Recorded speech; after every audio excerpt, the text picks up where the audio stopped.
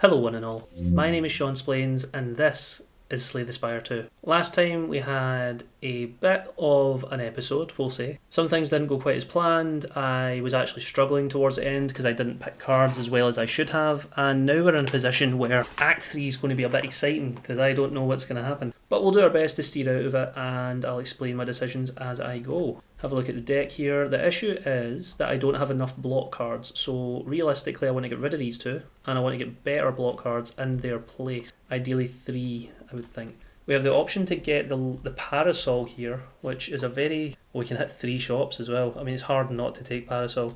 So Vakuu gives you some high risk, high reward options usually. So we have the Fiddle at the start of each turn, draw 2 additional cards, but you may not draw any cards during your turn. So if I have any other things that allow me to draw, such as Flash of Steel or Fetch, these will just not work anymore. They'll do damage, but they won't draw cards. But I'll get to draw 2 every single turn. This is good on decks where you don't have the ability to have extra draw and you're still looking for this solution. Here we have Distinguished Cape and Apparitions. This now gives us 3 Apparitions at the cost of 9 max HP, and that gives us Intangible for 1 turn, which when you upgrade them, they don't have Ethereal anymore, and you don't have to play them every turn, you can save them for when you actually need them. This is a very good option if you're struggling with your HP and you are a very glass cannon build, we'll say. And Lord's Parasol is for fun, which is what I'm going to take, because this is just for fun. This isn't purely to be the best in the world. This is to generally make some good decisions, and this will work out,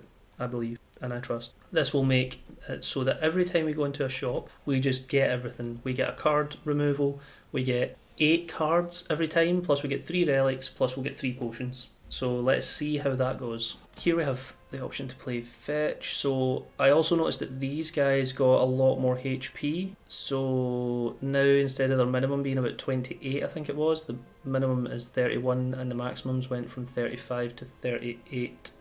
So I will hit him first, hit him again, just kill him. Cause a Gremlin Horn, we got an extra energy and an extra card draw. Hit this guy. I'll block so I don't take any damage, and then I'll just hit this guy another 2 times instead of using Friendship. Now he's doing damage and he's not. I really want to see some defense.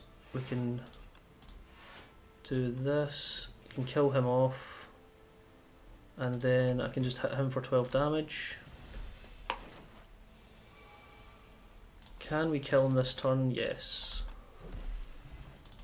Flex Potion, we get buffed Blight Strike, Grave Warden or Shroud. Again, because I'm struggling for block, although because I've now picked Lord's Parasol, I'm just going to sacrifice. We'll get Bag of Marbles, which is really good. If we can get a 4th shop from a Mystery Room, that would be insane.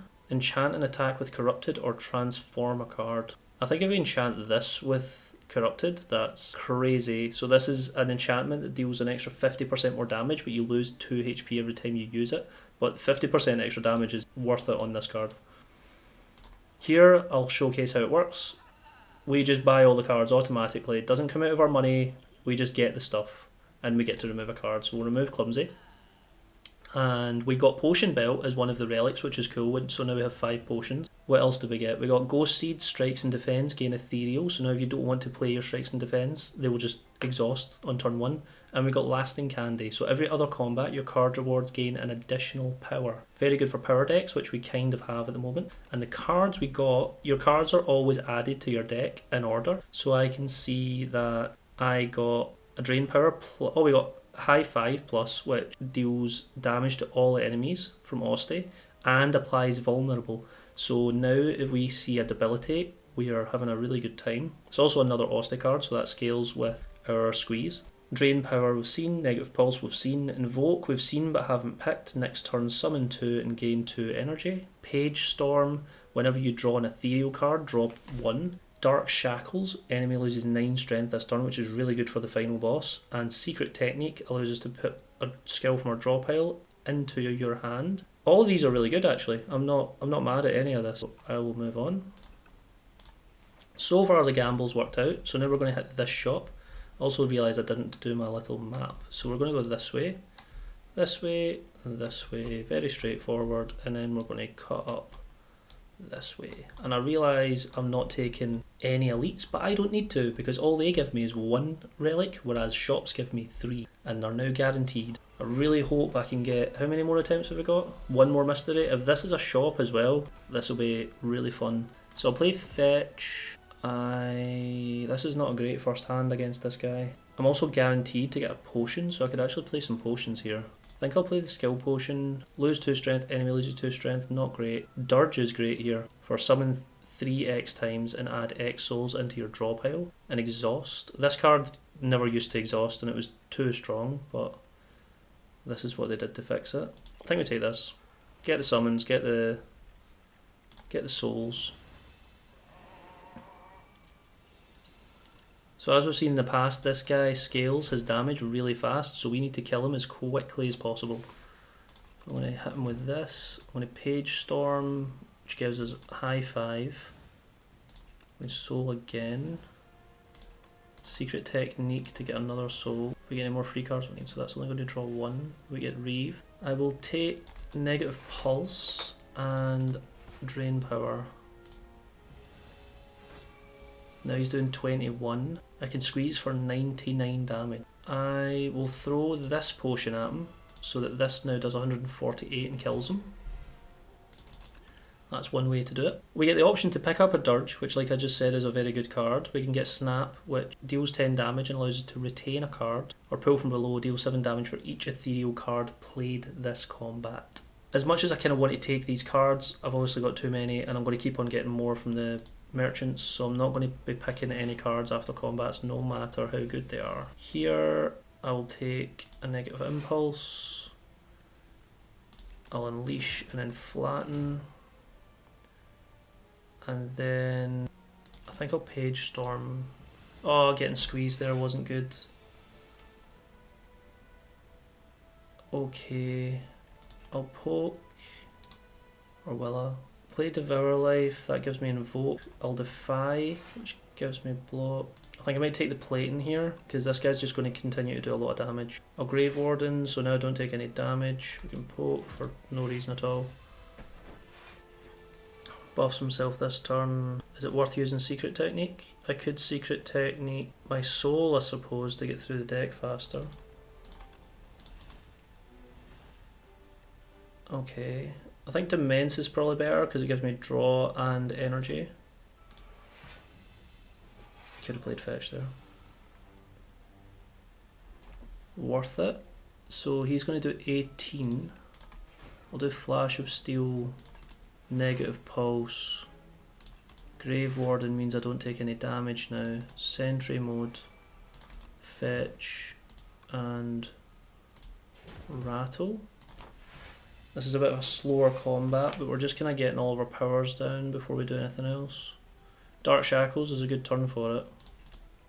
It's down to 17 damage. High 5, so we can get the vulnerable on him. Sweeping Gaze, Flatten, Poke, Soul, Defy, and Drain Power. Don't take any damage. He's buffing himself this turn, we get the squeeze. That is a win.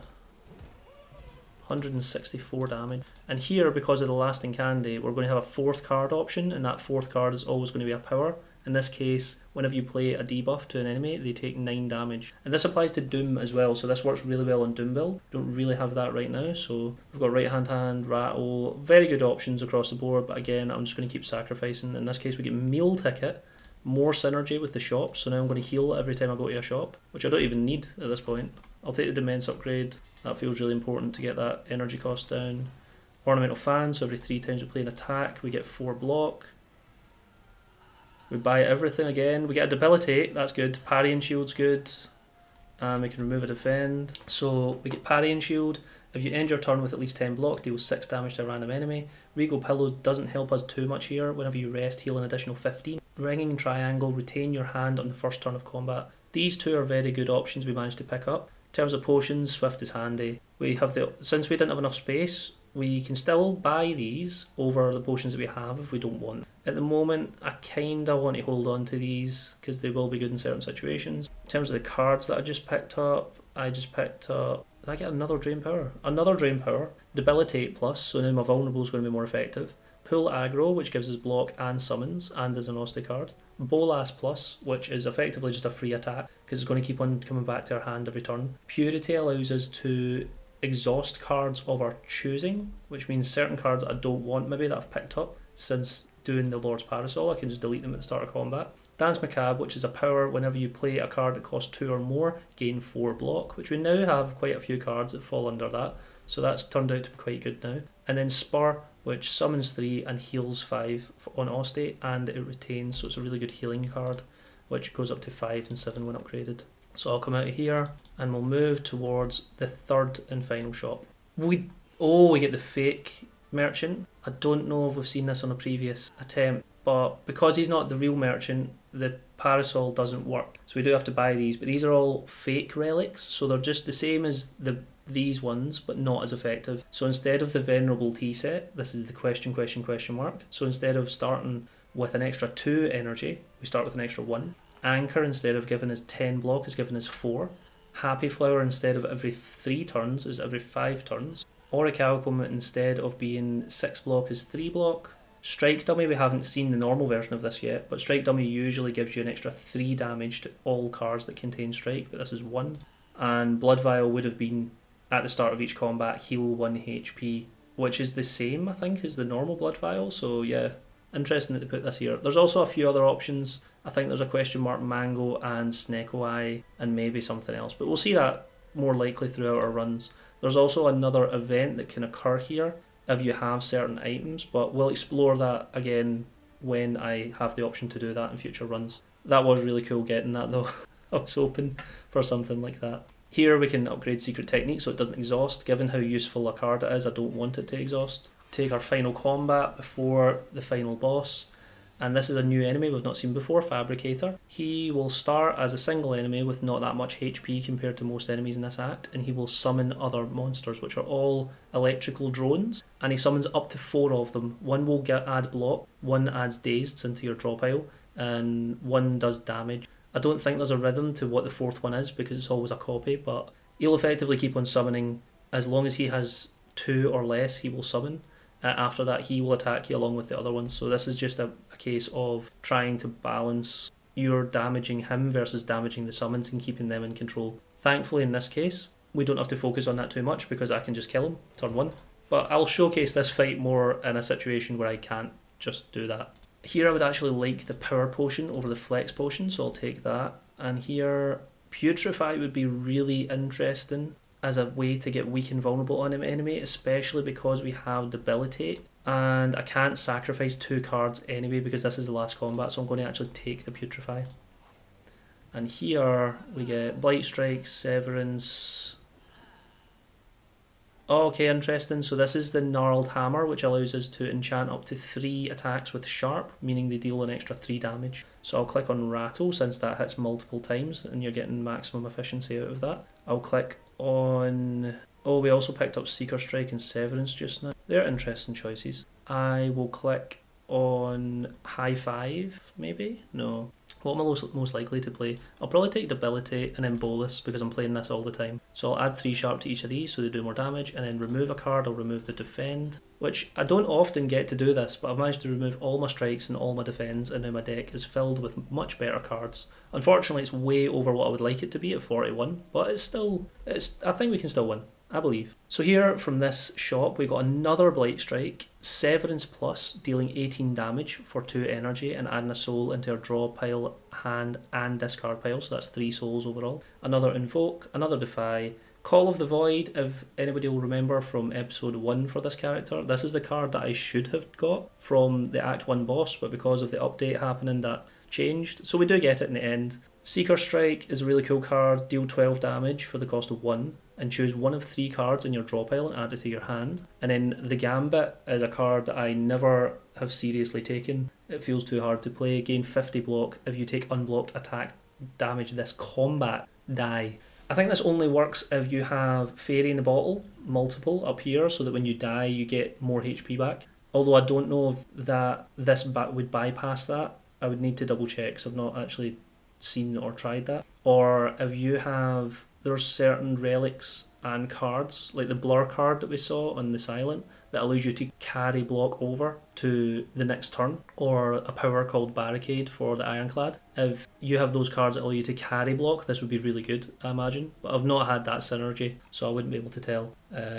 Here, I don't want any of these. Although I could take another power card. Do you know what? I'll get rid of the speed potion. I'll take another power potion. That's not a bad thing to have against this boss. And then we'll go into here. I will smith. Just to show off, this goes up to 75 block from 20, which seems like an insane buff. But again, that only works in very specific situations. Here, this would become a innate. I think that's a good thing, to just make this innate and get it out of the way, turn 1. And here we go back into the test subject, which we played before with the silent, I believe. So I don't think he's been changed with the update. I think he's still the same. Yeah, whenever you play a skill, gains 2 strength. That's fine. So we'll play Call of the Void, get our powers out, see what this power is. We've got another Call of the Void, lethality or friendship. I'm going to take lethality to get extra strength on the first attack played each turn. Another Call of the Void, another friendship or shroud. Whenever you apply doom, gain 2 block. I think I might take the friendship for more energy, because most of our attacks are to do with Austate anyway. And the 50% extra actually applies right away. So I can Seeker Strike, and here I will choose Dance. So again, I'm just using up all of my powers as soon as possible. I'll hit him here. I'm already blocking enough, and I've got the retain triangle, so I'm actually keeping this first hand, so I'm not that worried about using things up.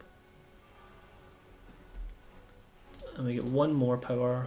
We can get Sentry Mode, Necro Mastery. I would have loved to see this earlier in the run, but I think this is another unlockable one. Summon 5, and whenever Austate loses HP, all enemies lose that much HP as well. I think this is a great card. As much as a second lethality would be really good, or even Sentry Mode, I'm going to take Necro Mastery. I think that's excellent. And we get a Squeeze, which we're going to use next turn. That doesn't actually work out too well for us then. So here, we get another power. We do have another power in Friendship. This is doing an insane amount of damage, but I would have liked to use this against his second phase rather than against phase 1, which is giving me pause. I'll just use it. I'll just kill him. So that's this version of him down. We'll take this power and we'll take this second friendship. So now we unfortunately cycle through a lot of useful cards, but we have a lot of energy, we have a lot of powers going on. There's almost too many to think about.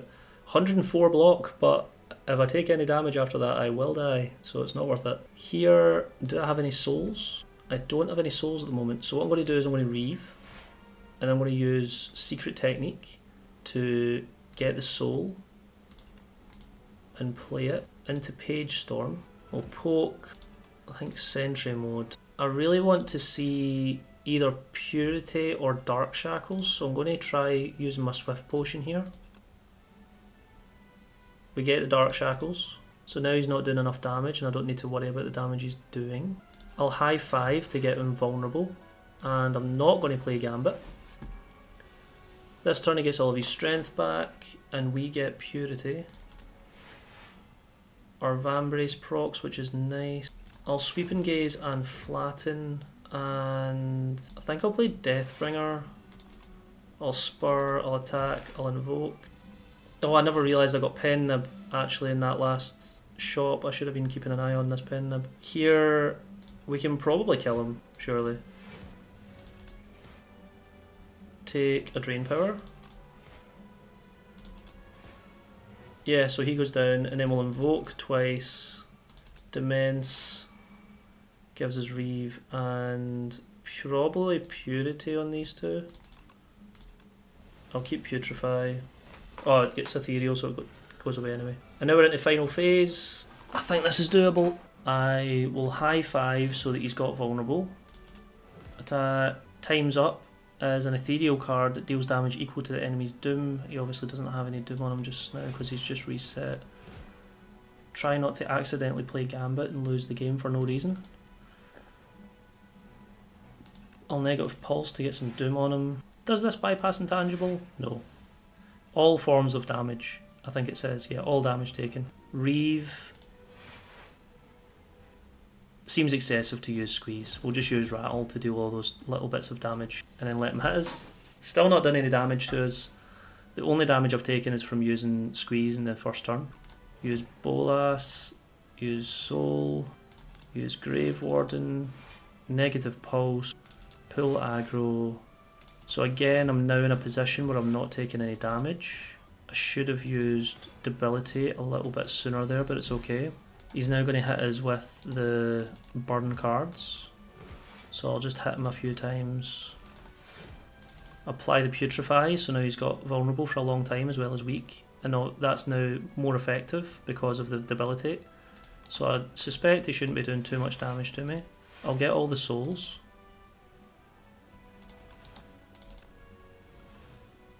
Play this again to get more souls and just get more and more HP on Osti, which counts as block. As you can see, when you get a build going, you get a lot of cards on the Necrobinder. It can be hard to lose at times. I mean, we're now at 229 damage on this, which is going to be 459, and that's the highest that we have seen by far. And we get a few different cards, but we'll just finish it off. Despite Act 2 looking a bit shaky, when you get this many powers on the go, you've got that many cards, it turns out sometimes gambling on some really high risk decisions can make the game A lot more fun and B a lot more broken. I feel like that's where the true fun in this game comes, is when you just get things that really work and you almost become unkillable. But here we are, we get our badges, big deck, one with a deck of 40 or more cards. Got 25 or more relics. I think that's the first time I've got that. And killed 3 or more elites, which isn't a lot. These badges get bronze, silver and gold based on how many you get. And then we got all of our different discoveries. So we'll go and unlock the Epochs and then we'll call it there. Here we have, we'll go far back first. The 12. Beat Act 1 with the Necrobinder. Who is worthy to enter the exalted spire? The capital gathers the most brilliant, formidable and courageous from all the lands. 12 explorers formed an expedition and advanced inside to make history. None made it back. That unlocks us Scourge, Oblivion and Countdown. I didn't read out what the cards do. I'll read them out on future runs. My bad. Tales from the Spire, still in the beta art. Once a source of clean water for all the Spire, the Underdogs falls into disrepair. Aggressive sea creatures emerged from its depths, making a home in the maze-like passages. And this unlocks the Underdogs and as an alternative Act 1, much harder than the Overgrowth. Here we have Beat Act 2 with the Necrobinder. Futility. Incident report. Date 2771, ? Accidentally entered a conflict between a boulder-throwing individual and flying automatons. Jack Topher Groots, fighter, crushed by a boulder. Jose Paxo, fighter, fell in a hole. Big Ed, bard, shot by a construct. Garbo Dobie. So, that's a great name. Garbo Dobie, healer, touched grass. Temu Mondes, arcanist, whereabouts unknown. The fatality of touching grass. Probably this one. Continue, and here we unlock Bone Flute. Whenever Osti attacks, gain 2 block. Love that. Funerary Mask. At the start of each combat, add 3 souls into your draw pile. And Book Repair Knife. Whenever a non-minion enemy dies to Doom, heal 3 HP. All very good relics. Would have loved to see the Osti one. Booting up, we'll do that one last. Beat Act 3 with the Necrobinder. Spireborn. We were but meant to survey the preliminary floors, but it proved nothing like we expected. Such wondrous wildlife, curious artifacts, and even wandering traders. From whence have these marvels arrived? Our team seems intent on hoarding riches, but at least my enthusiasm is shared by Giovan. We have fallen madly in love, and soon shall welcome a child into our lives. This unlocks a Potion of Doom, applying 33 Doom, a Pot of Ghouls, add 2 souls into your hand, or Bone Brew to summon 15. And now we can tackle Ascension 1 with the Necrobinder. And last but not least, we unlock my second favourite character of the series, the Defect reboots. Surrounded by wreckage of molten metal, ash, and thousands of dead bugs, data log corrupt. Its core barely held together, limbs barely responsive. The Defect scavenges broken panels and pieces from other constructs to patch itself together. We can now play as the Defect. That is all we have time for today, but thank you so much for joining me. Again, I apologise for the patch happening in the middle of this mini-series, but I just want to carry it on. I want to keep on having fun with it, and if other patches happen whilst I'm on other Ascensions on this series, I'll just explain the differences as I go, and hopefully that'll make up for things. If there's anything that you'd like me to point out or explain more as we go through it, just let me know. But other than that, I have been Sean Splains. Thank you so much for watching. I'll see you in the next one.